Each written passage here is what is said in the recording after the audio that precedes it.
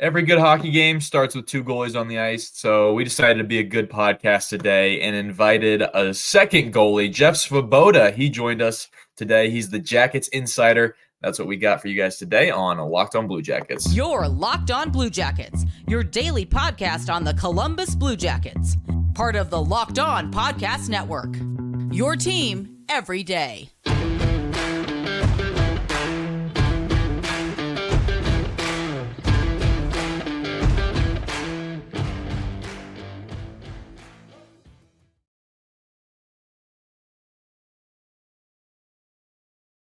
Part of the Locked On Podcast Network, your team every day. I'm your host, Hayden Heilsorn. With me in a second is my co-host, Jay Foster, and we're also joined by Jackets insider, team writer, Jeff Svoboda. We're here to talk about the good, the bad, and the ugly of your favorite team and ours, the Columbus Blue Jackets. Before we get going, thank you for making this your first listen every day. Thank you for making it your second or third listen every day. Locked On Blue Jackets is free and available on all podcast platforms. If you're on YouTube, hit that subscribe button. We're also free on the Sirius XM app. I need to remind you that this episode is brought to you by Sleeper. Download the Sleeper app and use promo code LOCKEDONNHL to get up to $100 match on your first deposit. Terms and conditions apply. See Sleeper's terms of use for details. So let's waste no more time. Let's get into the conversation that Jay and I had with Jackets insider Jeff Svoboda. We are joined once again, as we usually are every CBJ offseason, by one of the great Blue Jacket media personalities. We've got Jackets insider Jeff Svoboda with us today. We're going to talk a little off-season, a little pre-season, and a few season predictions. So I guess let's start off, Jeff, with the opening night roster came out on Monday. How excited should Blue Jackets fans be about this roster? I think you should be excited. And, maybe I'm an optimist this time of year. I always feel like I probably am. But I think there's a lot to like there. And we've gone through these past two seasons trying to kind of figure out what you have in this team.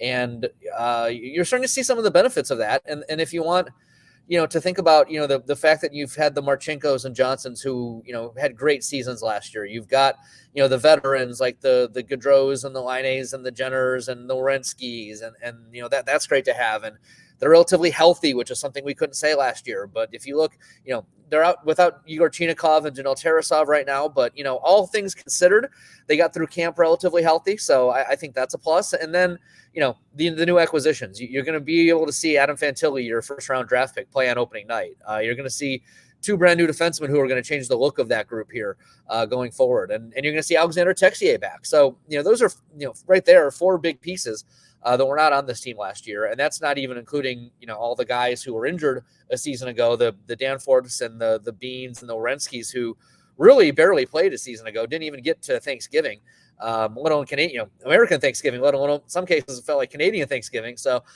you add those pieces back to the lineup and suddenly there's a lot more there for the Blue Jackets. And so, you knock on wood and hope that you stay healthy, but, you're a year older and a year wiser in a lot of positions. I feel like it was a good preseason. The vibes are good. They look like an organized team when we've seen them play. So there's a lot to look forward to, and who knows how it all goes. But I feel pretty good about where this group is at this exact moment. I think Blue Jackets fans were kind of surprised to not see their 6th overall pick and David Jiricek not crack the opening night roster. It's probably maybe a good thing for him since he is still so new to playing in the NHL. He only played a couple games last year, but kind of what led to that decision? What was the thought process behind that? Is it just the Blue Jackets are so rich right now at defense, or is it what some people are saying, maybe Jiricek's behind on his skating or what? I think there's probably a lot of factors to it. I think if you look at it, you came into this camp, you could have pretty reasonably said that there was 10, maybe even 12 defensemen here in training camp who you would have thought could have made the opening day roster. So there's a lot of depth there. Someone like Nick Blankenberg, who everyone loves and has been a key part of this team since he got here out of the University of Michigan 2 years ago, also down to the AHL. So that's just, part of it's numbers. Part of it is he's still 19 years old. There's a lot of development still ahead for David Jiricek. He was great in the AHL a season ago. Don't get me wrong, but that doesn't necessarily mean he's ready to take the next step. I think that his game could still use a little bit of seasoning. There's moments where you watch him play and he's just so tremendously talented and he does things and you just go, oh my goodness. Like you can see why this guy is going to be not just a good NHL player, but probably a great NHL player. But there's still moments, as there is for any 19-year-old defenseman, where he's still learning the game. He likes to play aggressively, but I think sometimes that, there's times and places for that probably, that he'll learn more and more of that as he plays, at the pro game here in North America. So there's just places, skating wise too. I do think they're, it's not the prettiest stride by any stretch of the imagination. And he's just going to keep getting better there as well. So I think you add it all up and hey, could he have probably made the roster and played who knows how many minutes per game, but could he play in the NHL right now and not look out of place? I think probably. Is it the best thing for him, especially since he didn't come in and just completely knock training camp out of the park? There were some ups and there were some downs.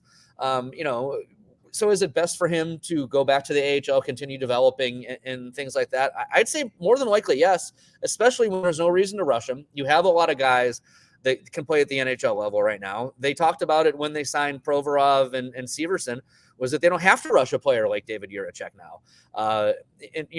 With this contract situation play into it a little bit? Maybe, because he's a guy that can also go through waivers. So you don't have to lose a lot, run the risk of losing a player there. You add it all up, and, Pascal Vincent, the head coach, has talked about, he's likened player development to baking a cake. And if you take the cake out of the oven a little too early, it's not as good as if you leave it in long enough. And they're kind of at that stage with the Jiriceks and the Matejchuks and some of these young players that, they don't have to rush the cake anymore. And you know what? There's nothing wrong with that, in my opinion. So I can see why some people were surprised. I don't think it really means a whole lot other than, you figure out a way to keep getting him some development. And when he's ready, he's ready. I think it's definitely a case of I've been trying really hard to temper my expectations, especially for guys like Jiricek and Fantilli, but also it's really hard not to buy into the hype of David Jiricek is going to be amazing and he's going to win the Norris when he's like 22 and all of this. But I want to talk about a different young player. I want to talk about Kent Johnson, who is kind of, it looks like on the outside looking in terms of who's going to play on Thursday. I saw Pascal Vincent talking about how he thought Kent Johnson needed to up the pace in practice. And Hayden and I were kind of talking about this a little bit off mic. We thought he had a pretty good preseason. We thought he had some really good moments, obviously some not great moments, but do you kind of agree with what Vincent's saying? Do you think that the Kent Johnson needs to take it up another step to kind of re-earn his NHL role? I mean, the head coach knows a lot more than I do, first of all, about hockey. That's yes. One thing, I can sit here and watch practice and they notice 100 things that I don't even notice to start with. And so if they are in a situation that they feel at that moment that they're, the 12 best guys to put in this lineup on opening night doesn't involve Kent Johnson, then, they know a lot more than I do on this situation. But at the same time, I want to see Kent Johnson. He was, 40 points last year, age 20, first round draft pick, 5th overall. Great guy. Love watching him play. Of course, I want to see Kent Johnson, but I also understand where they're coming from. They're also in a situation at forward where they've got a lot of bodies there. And if Kent Johnson goes in, that means someone has to come out. And who's that player? Well, Emil Bemstrom earned a spot with the training camp that he had. You look up and down the lineup, Justin Danforth has been a heck of a useful, versatile player for this team and really fits in a bottom 6 role that where they kind of had KJ during the preseason, skating with Fantilli and maybe Kirill Marchenko. You look at the bottom, the wingers on the bottom unit or the fourth line. It's Eric Robinson, who's been an NHL regular, Jack Roslovic, who's been an NHL regular. So there's a little bit of a numbers crunch there.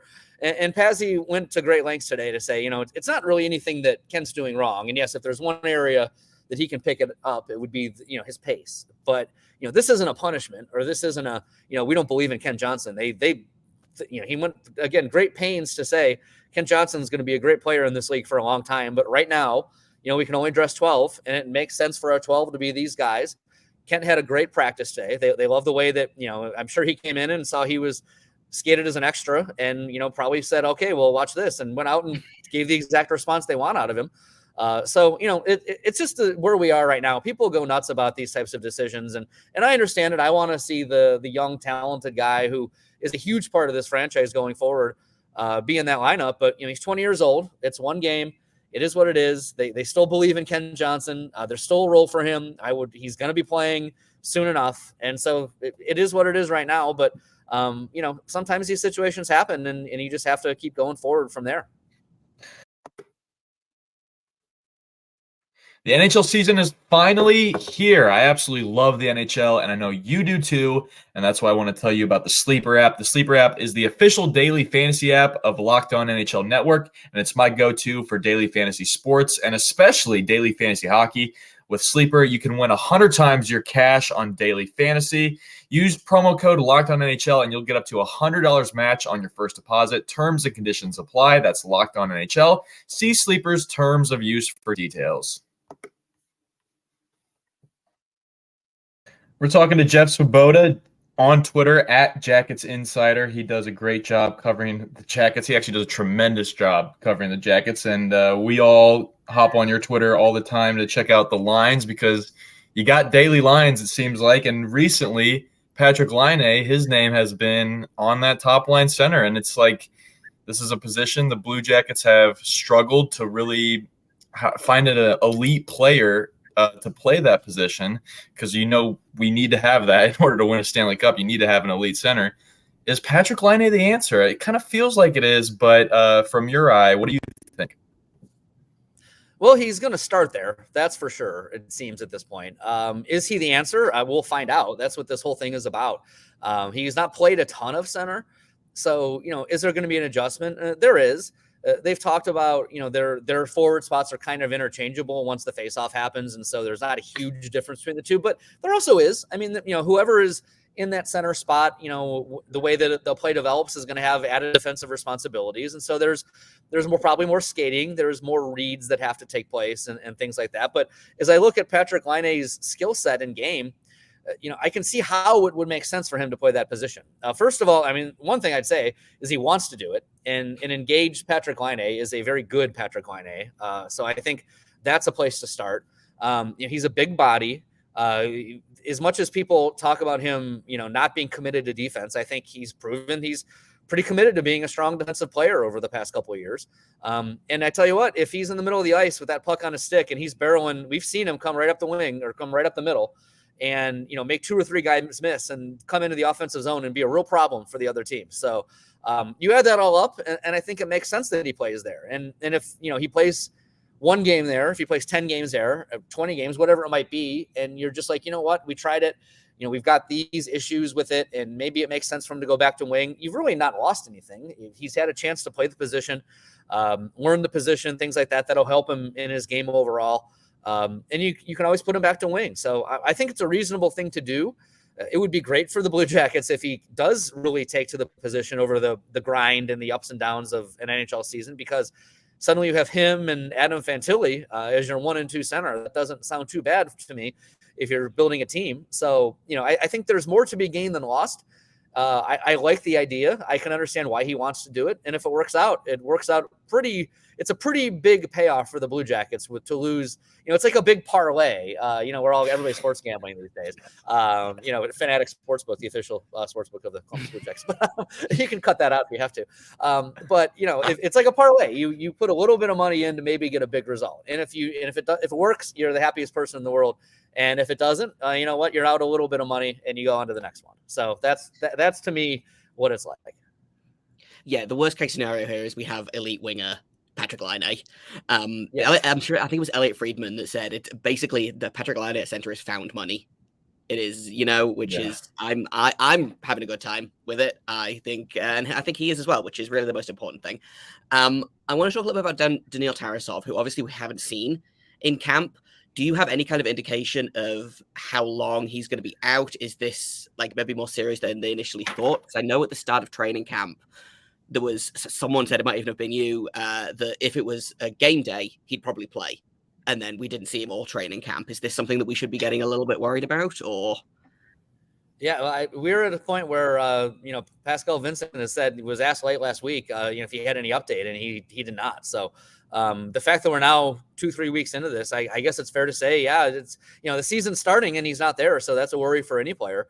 And so, yeah, that, they felt the urge that they really had to strengthen the position enough to bring in Spencer Martin off of waivers from Vancouver. So, I have not seen Daniil back out there yet. I've seen him in person, and he's not in a, he's not on crutches, he's not on a boot or anything like that. But the fact that this keeps continuing to linger, that's because you think about it, say he's on the ice tomorrow, there's, he's still going to probably have to go through, some practices and conditioning and things like that, it's still going to be a couple weeks probably then at that point. So yeah, it's one of those things that the longer it lingers, the more it becomes a concern, just because you want to see him out there. He hasn't played a ton of games the last couple of years, whether it be the AHL or NHL level, because of the injuries. It's a guy you want playing games. So the fact that we're 2 days from the opener, or however many minutes or hours, and he's not out there, it is fair to say it's probably a concern.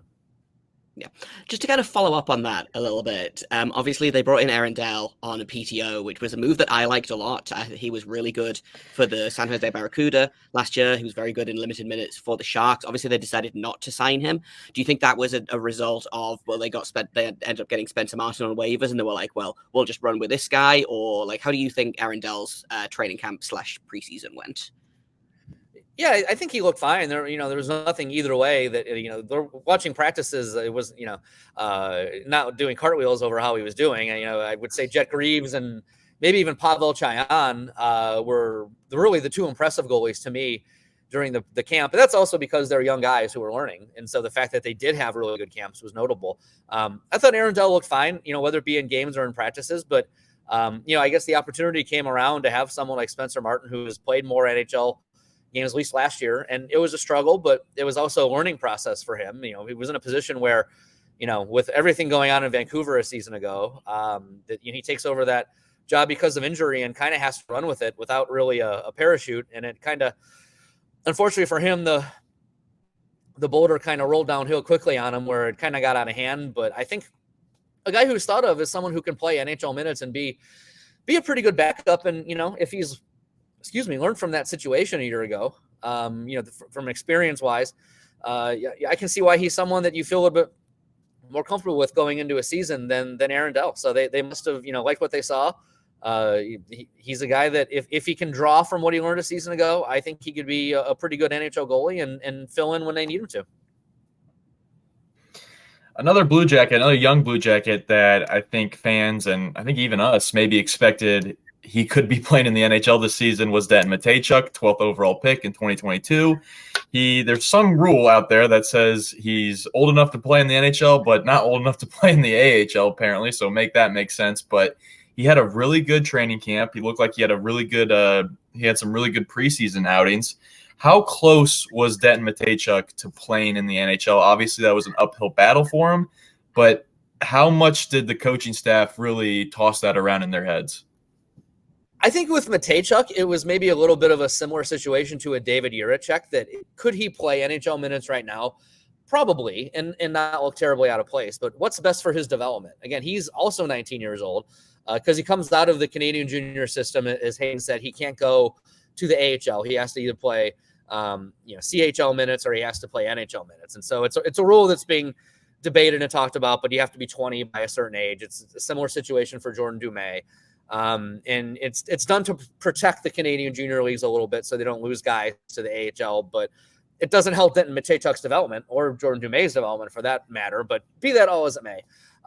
It's an unfortunate situation that they have to send him back, but to go back to the cake analogy, the best thing for that cake is probably for him to be back in Moose Jaw.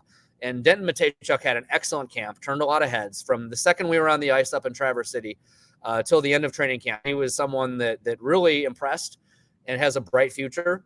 But, I think, again, with all the defensemen that they had and the difficult decisions they had to make and the depth, I think Denton Mateychuk was pretty much always going back to Moose Jaw. And it's great that he had a great camp. And he was probably close. I mean, again, if they had to put him out there in a game right now, would he look out of place? Probably not. But the best thing for him, he's going to go back. He's probably going to play, big minutes there again. He's probably going to play in the World Juniors.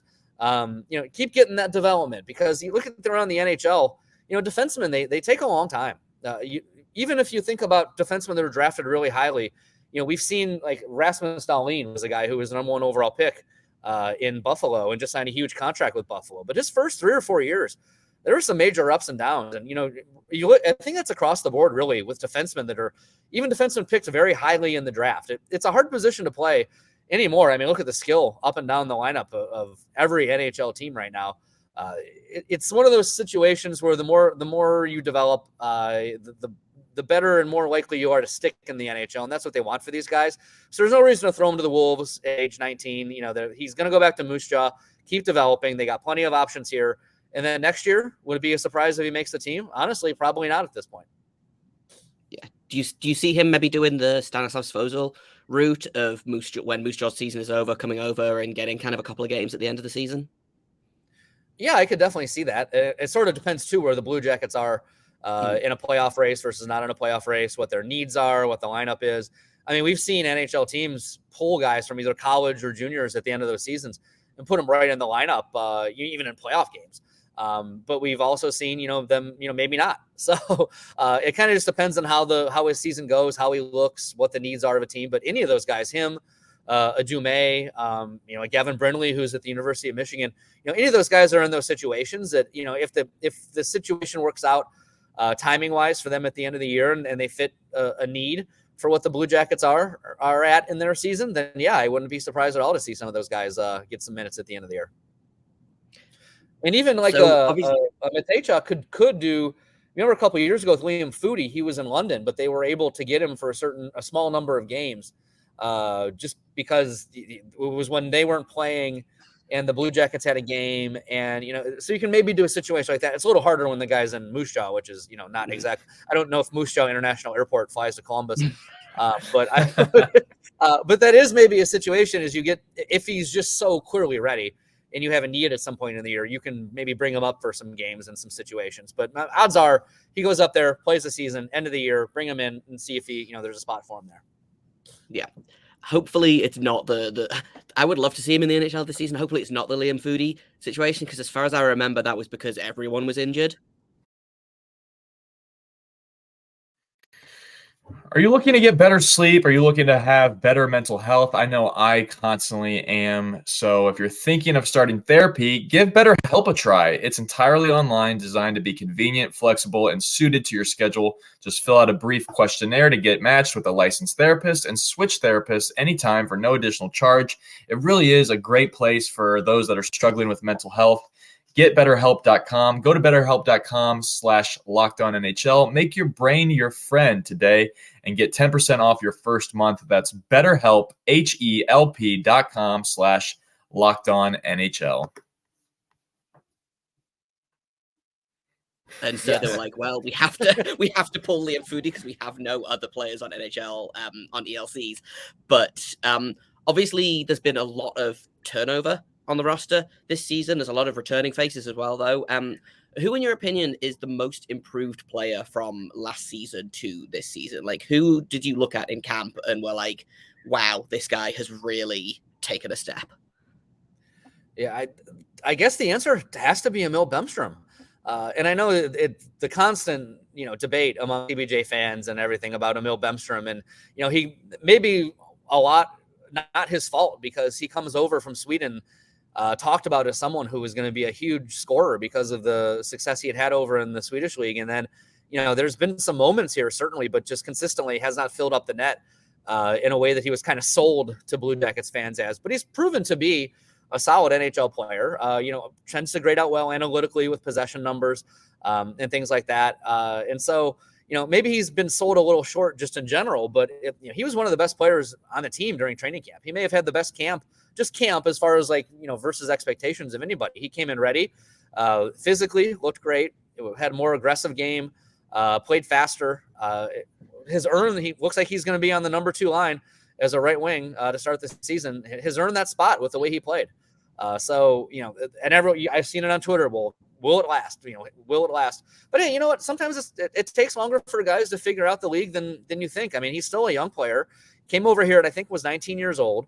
You have to learn the NHL game. You have to get more experience and things like that. And, I went back and, I think he was probably a little bit better last year than people give him credit for. And if he's even better than that this year, you're looking at someone who I think can be a player that contributes a lot to this team. Jeff, you've done a great job so far with us, and we really appreciate it. But we'll get you out of here on this last question. I saw this from Cap Friendly Depth Charts on Twitter. They just retweeted the average ages of the opening lineups, the projected opening lineups. The Blue Jackets are one of 3 teams to have their average age in under 26. So that's CBJ, Montreal, and Buffalo. So that's some strange territory to be in. Well, not strange because it seems like the Blue Jackets are always in that territory, but looking at this roster, Jeff, do you feel like they will make the playoffs this season, or maybe do like a Buffalo Sabres and be a point or 2 out of it? What are your thoughts? I could see it being a Sabres-esque season. I think they're going to score a lot more goals this year. Last year was a struggle. The personnel is just so much better this year from a health standpoint. And if you bring in some of the veteran dependable players they brought in, you bring in Adam Fantilli, you bring back Texier, you might get Voronkov if all goes well in Cleveland for him. I mean, you've added some key pieces to this puzzle. I don't think everything that went wrong a season ago can go wrong again. I like this head coach. I think they've looked organized during training camp. They believe in this head coach. They like playing for this head coach. I think that means a lot. So it wouldn't be a huge surprise to see them take a step forward. The biggest question, when it comes to on the ice, I think is going to be goaltending. And, I think everyone knows it, frankly. If you look around, it was not a great year for Elvis this season ago. Is he perfectly capable of having an excellent bounce back season? I think he is. We've seen it before. We've seen the talent in him. We saw Jonas Korpisalo 2 years ago have a terrible season. Anything that could go wrong for Corpy did go wrong. He came back last year and was one of the best goalies in the league. So is it possible? Absolutely. But, possible isn't yes. It has to be yes for Elvis, for them to be a contender. I think they'll be much improved. I think they're going to be fun to watch. I think, there's a lot of good teams in the Eastern Conference. There's going to be, some pretty big battles to be had. You look at the analytic projections and the Domless decisions out there and all the different people that do this type of stuff for a living, and they would probably tell you they're not a playoff team. But I would also say, I don't know. I like this team right now, and I like where they're going. It's a good mix of you said they're one of the youngest teams in the league, but there's still a lot of veterans on this team. They don't have the 35, 36, 37-year-old type veterans, but I mean, there's a lot of guys on this team that have played a lot of hockey. Gaudreau and Goodbranson and Corrali and Werenski and, et cetera. And, there's still, Fantilli is going to be 19 on opening night.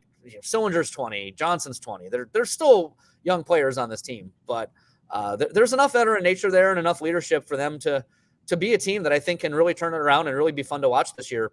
It's hard to make the playoffs in the NHL, especially in the division they're in. Carolina and New Jersey are probably playoff teams. The Rangers, have really built a pretty darn good team there. The Islanders are always in the mix. Pittsburgh and Washington are older, but they're always in that mix. So there's a lot of, teams you're going to have to contend with to make it, but I think it's going to be a much more competitive, fun to watch team than it was a season ago. And if that means playoffs, that'd be great because that's what we're doing it for. But I just want to see marked steps and improvement out of this team because there's so many good young players on the squad. This could maybe be that Buffalo type step year where, they start really showing you what they're made of, and then down the road be a team that really can be a contender for it all. Well, that's what we're hoping anyway. If people, I assume that everyone on Twitter that wants to be interested in the Blue Jackets follows you already, but if there is anyone out there that is not following Jeff, where can people find you online? Yes, I am on both Twitter and Instagram at Jackets Insider. You can read my stuff at bluejackets.com. I don't know if I'll end up doing threads here. I guess it sort of depends what happens with, I called it Twitter, but it's X. But if a mass exodus has to happen there, if Elon starts charging everybody, I'll probably start posting on threads as well. But you can just find me on the internet as Jackets Insider. Awesome. Well, we appreciate you taking the time to come and do a little preseason preview for us. And now we just have to wait for opening night, which is going to be very exciting. Well, thanks for having me. Thank you one final time to our guest, Jeff Svoboda. He really does a great job. We are really fortunate as Blue Jackets fans to have such a great team writer, and he has done a great job for years now, even though he still looks young and fresh and does a great job covering the team with us.